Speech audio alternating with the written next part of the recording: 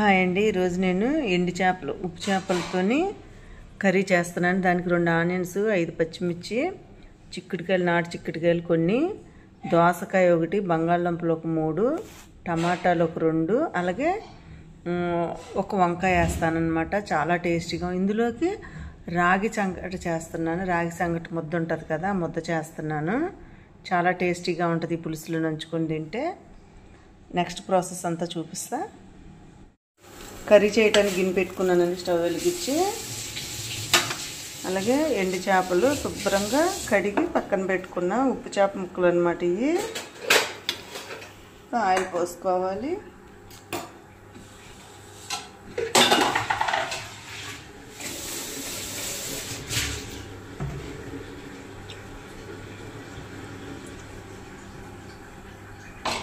Oil సరిపోతుంది. Heat ఎక్కిన తర్వాత ఎండు చేపలు వేపుకోవాలన్నమాట. Oil heat ఎక్కిపోయింది.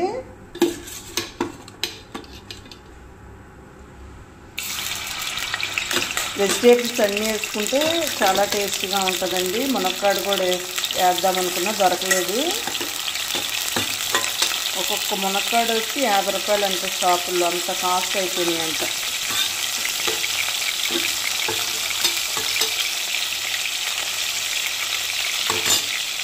ఒక్క నిమిషం అలా కలపకుండా మీడియంలో పెట్టుకోవాలి స్టవ్.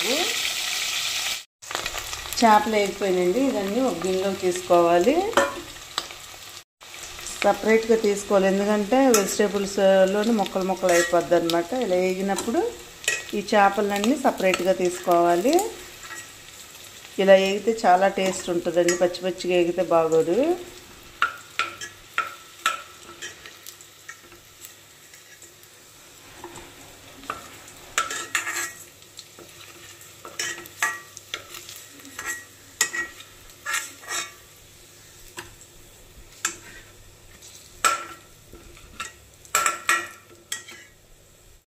చేపలను తీస్తాం కానీ ఇప్పుడు ఆనియన్స్ వేసుకోవాలి. ఆనియన్స్ అని పచ్చిమిర్చి వేసేయాలి.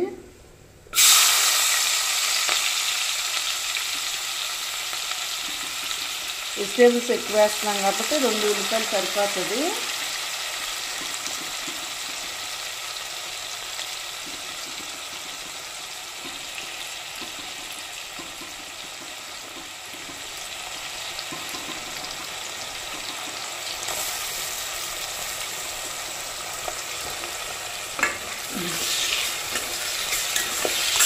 ఒక 5 మినిట్స్ మీడియంలో పెట్టుకొని ఆగనిచ్చుకోవాలి ఉల్లిపాయలన్నీ.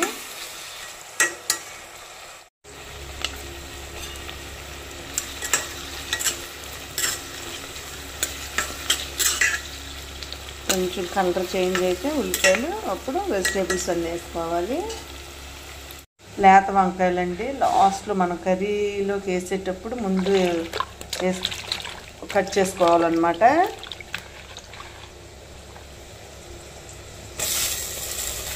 ఇంకా లావు వేసుకుంటే ఇంకా టేస్ట్గా ఉంటుంది, కానీ నేను కొంచెం సన్నగా కట్ చేసా. ఈ 2 బద్దలు కలిపి ఒకటే ముక్కలా వేయచ్చు. ముక్కలు కరగదన్నమాట. ఉల్లిపాయలు వేగిపోయినాయి. ఇప్పుడు వెజిటేబుల్స్ అన్నీ వేసేస్తా.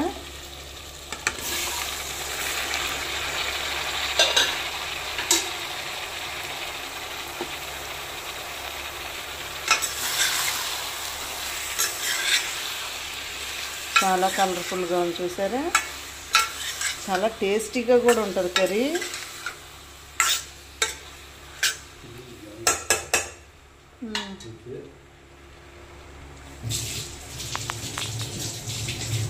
మంచిగా ఉంటుంది.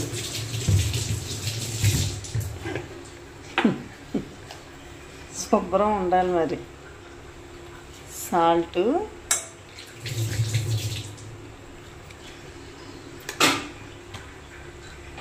రెండు చిన్న స్పూన్లు వేసాను. చాలిపోతే మళ్ళీ వేసుకోవచ్చు సాల్ట్.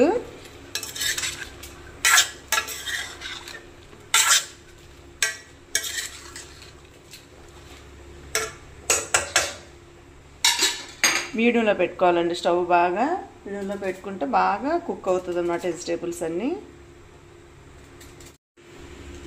కూర చూద్దామండి ఎలా కుక్ అవుతుందో.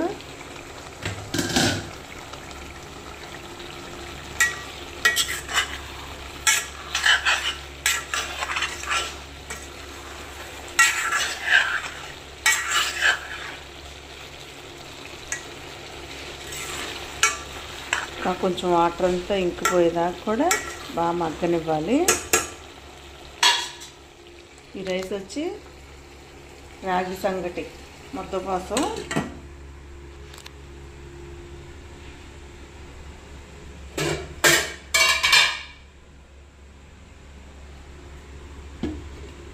చింతపండు అండి, కర్రీలోకి ఒక నిమ్మకాయ సైజ్ అంతా చింతపండు నానబెట్టుకున్నాను. రైస్ కూడా మనం పొద్దుటే కడిగి పెట్టేశాను, చిన్న గ్లాసుడు, బాగా మెత్త కుక్ అవనివ్వాలన్నమాట. పసుపు ఒక 1/2 టేబుల్ స్పూన్ దాకా వేసుకోవాలండి. పసుపు, అలాగే కారం,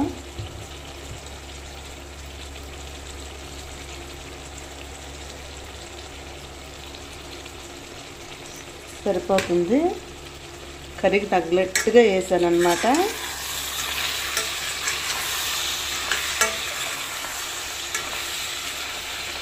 కారం స్మెల్ పోయేదా కొంచెం 1 మినిట్ మగ్గనివ్వాలి.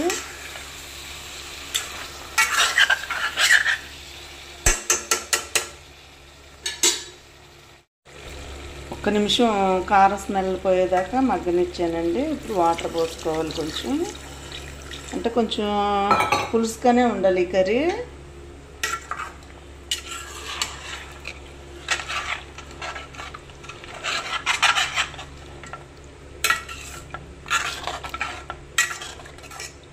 మనం కొంచెం ఉడికేటప్పుడు చింతపండు పోసుకోవచ్చు, సరిపోతుంది. చేపలు వేసేస్తున్నాను. ఇప్పుడు ముందుగా పెట్టుకున్న చేపలు వేసేస్తున్నా.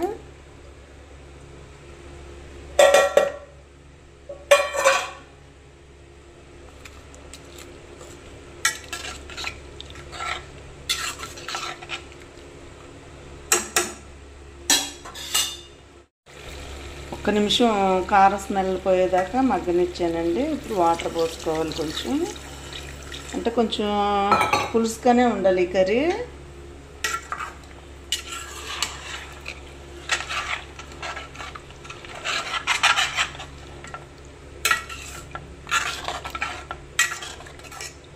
మనం కొంచెం ఉడికేటప్పుడు చింతపండు పోసుకోవచ్చు, సరిపోతుంది. చేపలు వేసేస్తున్నాను. ఇప్పుడు ముందుగా పెట్టుకున్న చేపలు వేసేస్తున్నా.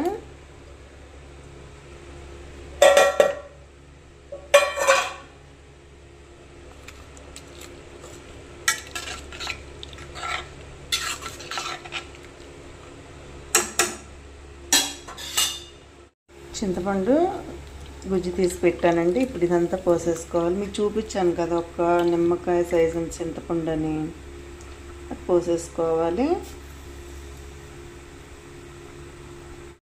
పులుసు పోయటం ఎందుకు చూపించలేదంటే వీడియో నేనే తీస్తున్నాను కాబట్టి కుదరలేదు. మనకి ఎంత పులుసు కావాలో అంత పులుసుకి పెట్టుకుంటే సరిపోతుంది. ఇది రాగి సంగటి కాబట్టి పులుసు ఎక్కువ ఉండాలి. ఒక్క 10 మినిట్స్ కుక్ అవనిద్దాం. మీడియంలో పెట్టుకుంటే స్టవ్ అడుగునేం మాడదన్నమాట. రాగి సంగటి చూపిస్తున్నానండి. రైస్ మెత్తగా ఉడికింది కదా. సాల్ట్ 1 స్పూన్ వేసాను. సాల్ట్ వేసాను కదండి. ఇప్పుడు పిండి వేసుకోవాలి. పిండి కూడా అంటే నేను ఇంట్లోనే తయారు చేసుకున్నాను. శుభ్రంగా సోళ్ళు తీసుకొచ్చి, అదే రాగులు అంటారు అనుకుంటా, అవి తీసుకొచ్చి శుభ్రంగా వాష్ చేసుకొని ఎండబెట్టి బాగా అప్పుడు మిక్సీ పొడిని పట్టుకున్నా. పిండి కూడా ఎక్కువ వేసుకోవాలి, రైస్ తక్కువ కాబట్టి. ఇదేమి ఉండలు కడుతుంది అట్లని ఏం అవసరం లేదండి. జావకైతే ఉండలు కడుతుంది, రైస్ కట్టదు.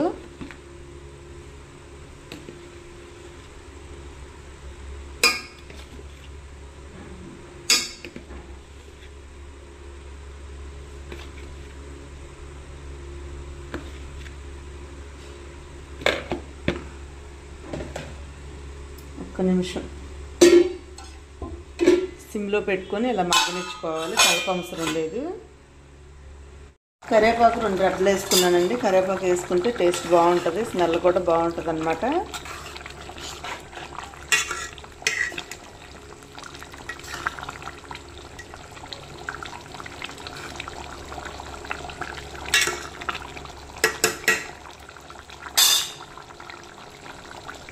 ఒక 5 minutes పడుతుంది కర్రీ అయ్యేపాటికి.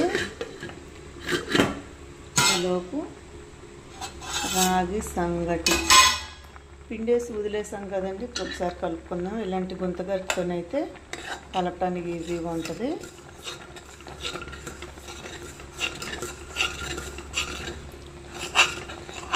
స్టవ్ స్లో ఫ్లేమ్ పెట్టుకోవాలన్నమాట.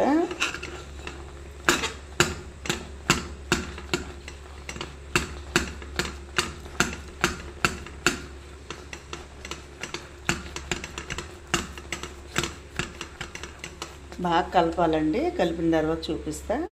రైస్ అయిపోయిందండి, ఎలా మెత్తగా అయిపోయింది చూసారా. అది ముద్దలా చేసుకున్న అయిపోతుంది, మనం తినేటప్పుడు చేసుకోవచ్చు. ఒక స్పూన్ నెయ్యి పోస్తున్నాను అనమాట.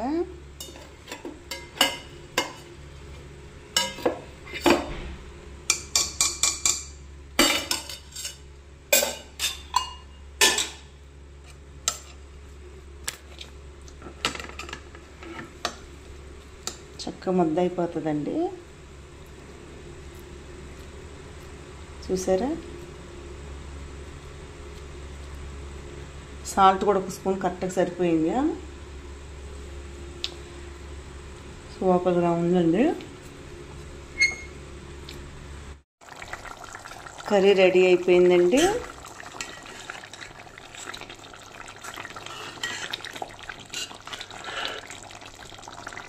చాలా టేస్టీగా ఉంటుంది. చేప కూడా చూసారా విడిపోలేదు. జాగ్రత్తగా చేసుకుంటే చేప విడిపోదండి. చాలా ఈ మాత్రం పులుసు ఉండాలి రాగి సంగట్లోకి. తినండి. అలాగే నా వీడియోస్ అన్నీ చూసి లైక్ కొట్టి షేర్ చేసి సబ్స్క్రైబ్ చేసి నన్ను సపోర్ట్ చేయండి ఫ్రెండ్స్.